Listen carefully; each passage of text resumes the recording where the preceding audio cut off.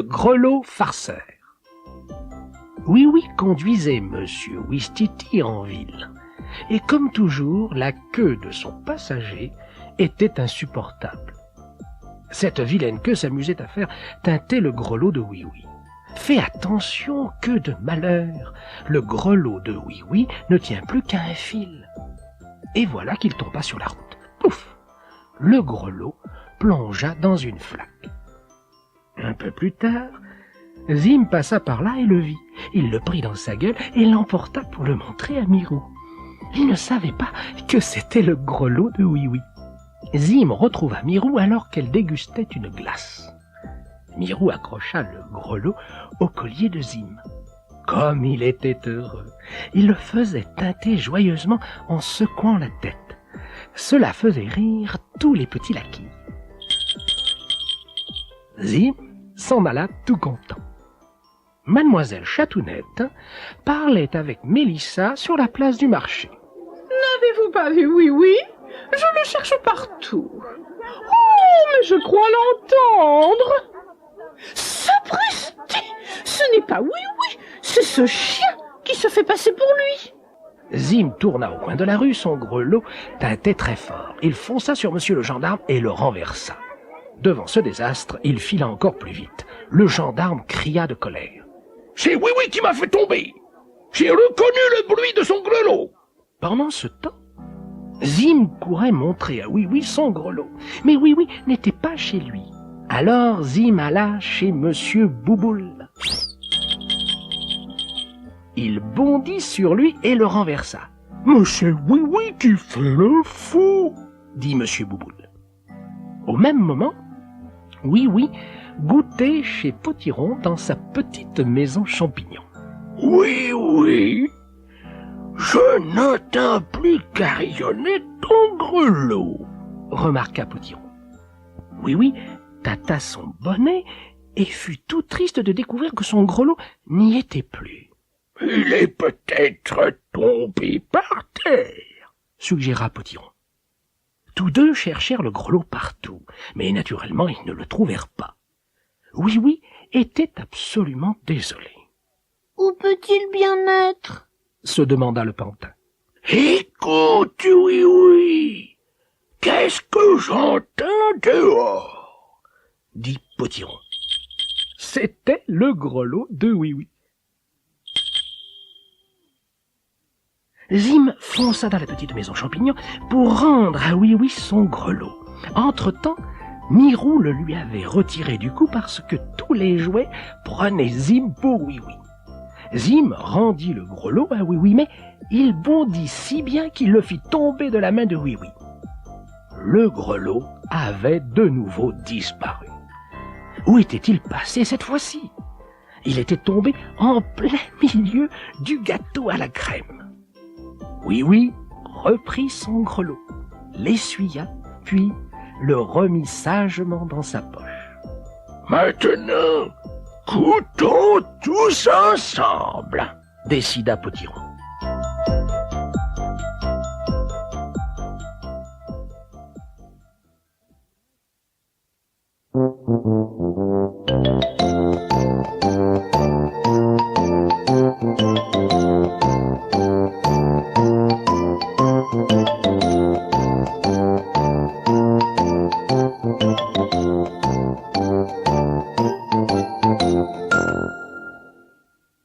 Pour suivre la deuxième histoire, n'oublie pas d'ouvrir ton magazine à la page 10. Quelle bonne idée, Zim! Un beau matin, Zim vint voir Oui dans sa petite maison pour lui tout seul.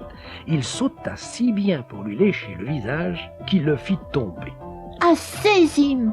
cria Oui. Et il chassa le pauvre chien Zim qui s'en alla, tout triste. Plus tard, Oui roulait en ville. Zim trottait derrière son petit taxi. Et malheur de malheur, Zim vit Oui emboutir une autre voiture. Boum! Le pauvre Oui se mit à pleurer parce que sa voiture ne pouvait plus rouler. Alors, Zim eut une excellente idée. Regarde! Oui l'attela à sa voiture et voilà ce gentil chien Zim qui tira la voiture jusqu'au garage. Bravo, Zim! Et maintenant, retourne ta cassette. Qui est Zim? C'est le gentil chien de Miron, un petit coquin tout foufou. Pour dire bonjour à ses amis, le petit Zim court et bondit. Zim saute ainsi sur potiron, qui tombe assis tout furibond. Monsieur le gendarme tombe aussi, quand le chien Zim bondit sur lui. Mais qui sera pas habile et qui peut se montrer habile, c'est le gentil petit chien Zim. Zim fait les courses. Un jour, Zim accompagnait Oui Oui au marché. Zim était vraiment très fier de porter le panier. Sa queue battait très fort contre les jambes de Oui Oui qui marchaient à côté de lui. Zim, cesse de me taper les jambes avec ta queue. Lui dit Oui Oui, Je ne suis pas fâché que tu portes mon panier. ajouta-t-il en le regardant.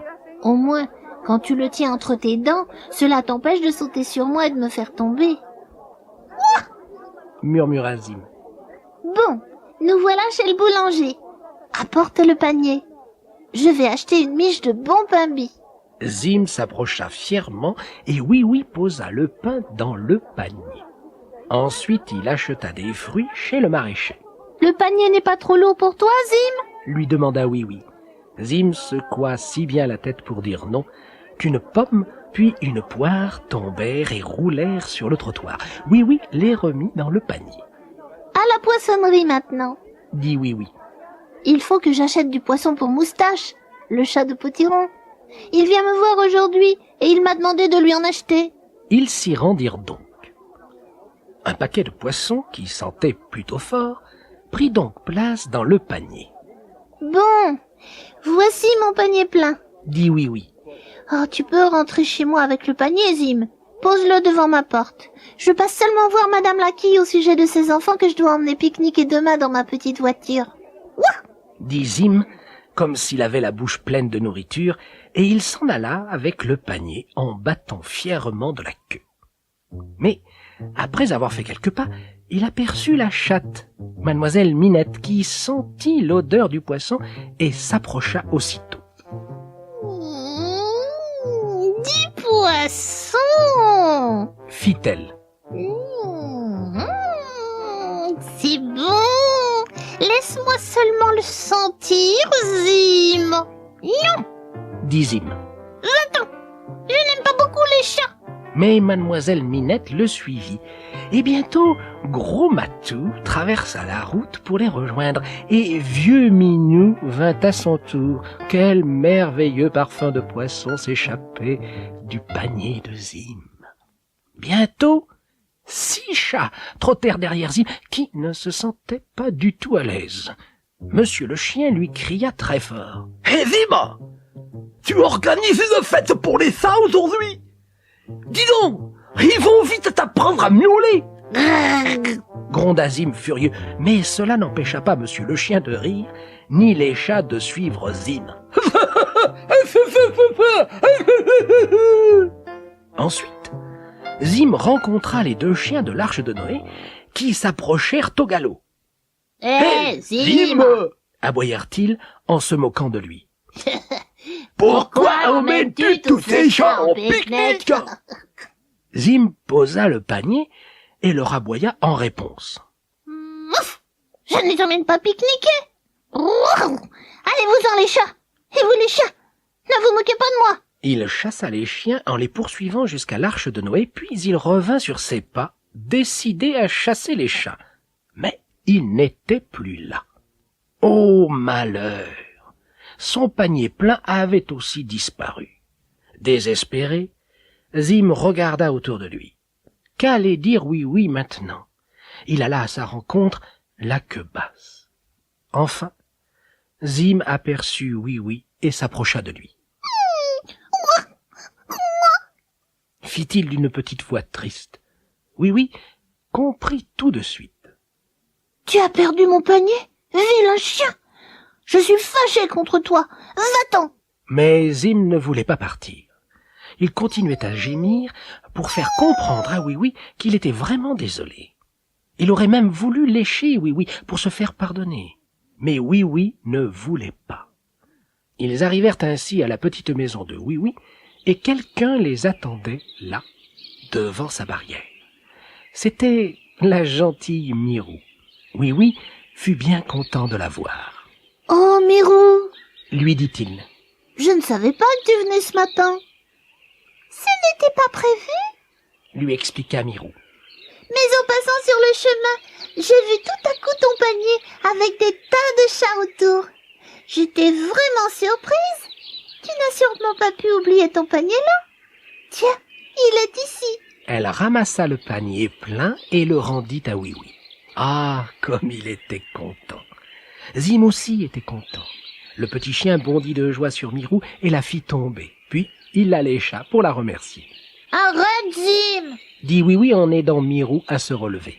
Combien de fois t'ai-je répété de ne pas sauter sur les gens? Mirou, c'est Zim qui a laissé mon panier sur la route. Je me demande pourquoi. Une de ses idées folles, probablement. Zim, ce n'est pas raisonnable. Lui dit Mirou sévèrement. C'était peut-être pour courir après des chats ou te battre avec des chiens. On ne peut pas te faire confiance. Un de ces jours, je te mettrai dans la poubelle avec les ordures. Lui dit Oui Oui. Permettre aux chats de renifler mon panier. Non, Mirou, laisse-le tout seul dehors et rentrons prendre un verre de limonade. Ils abandonnèrent donc le pauvre Zim seul dehors. Le petit chien était vraiment très très triste. Il se roula en boule dans un coin, fixant désespérément la porte d'entrée que Oui Oui venait de claquer. Mais un peu plus tard, Oui Oui et Mirou eurent pitié de lui. Bon, je vais le faire venir pour lui donner un biscuit. Dit Oui Oui qui l'appela par la fenêtre. Mais impossible de trouver Zim. Peut-être est-il rentré à la maison? Dit Mirou. Mais non, je suis sûre qu'il m'aurait attendu. Zim, Appela Oui Oui, mais il n'y eut pas de réponse.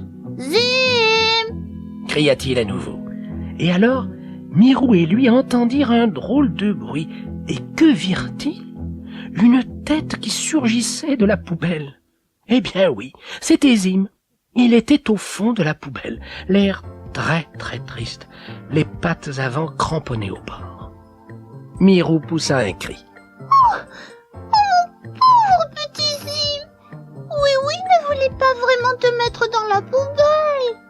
Oui, oui, regarde-le. Il s'y est mis lui-même. Mais que va-t-il inventer? Allez, sors de là, Zim. Alors Zim sauta hors de la poubelle en frétillant de la queue et il courut vers eux. Bah. Cria Oui Oui en le repoussant. Oh, il sent la poubelle maintenant. Mais quel chien. Tiens, voilà un biscuit pour toi, Zim. Mais tu n'as pas le droit d'entrer dans la maison avant d'avoir pris un bain.